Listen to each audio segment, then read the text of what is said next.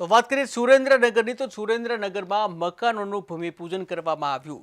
ધારાસભ્ય કિરીટસિંહ રાણાના હસ્તે ભૂમિપૂજન કરવામાં આવ્યું। ત્યારે VSMS જે કહી શકાય VSSM સંસ્થા દ્વારા આ ઘર બનાવવામાં આવશે, જ્યાં વગડો ખૂંદતા પરિવારોને પ્લોટની ફાળવણી કરવામાં આવી। સરકાર અને VSSM સંસ્થાના સહયોગથી નિર્માણ થશે। ગુજરાતમાં વસતી વિચરતી જાતિઓના કલ્યાણના કામો અર્થે પાછલા 17 વર્ષથી કામ કરીએ છીએ। વિચરતા સમુદાય સમર્થન મંચ એ સંસ્થાના નેજા હેઠળ અમે વિચરતી જાતિઓને એમનું સરનામું, એમના માનવ અધિકારના કામો, એ સ્વમાનભેર રોજગારી મેળવી શકે એ માટે લોન આપવાથી લઈને અનેક પ્રકારના કાર્યો કરીએ છીએ। એમાંનું સૌથી મોટું આ સરનામા વગરના માણસોને સરનામું આપવાનું કામ। ચૂડામાં 13 પરિવારોને રહેણાંક અર્થે પ્લોટ ફળવાયા છે સરકાર દ્વારા। આ પરિવાર અને વર્ષો એના માટે મહેનત કરી પછી પ્લોટ મળ્યા છે।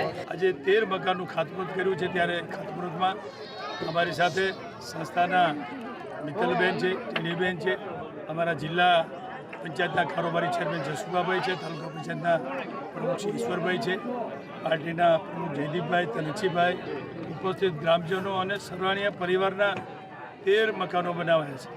આજે 1,20,000 રાજ્ય સરકાર આપે છે અને આમ તો 2,70,000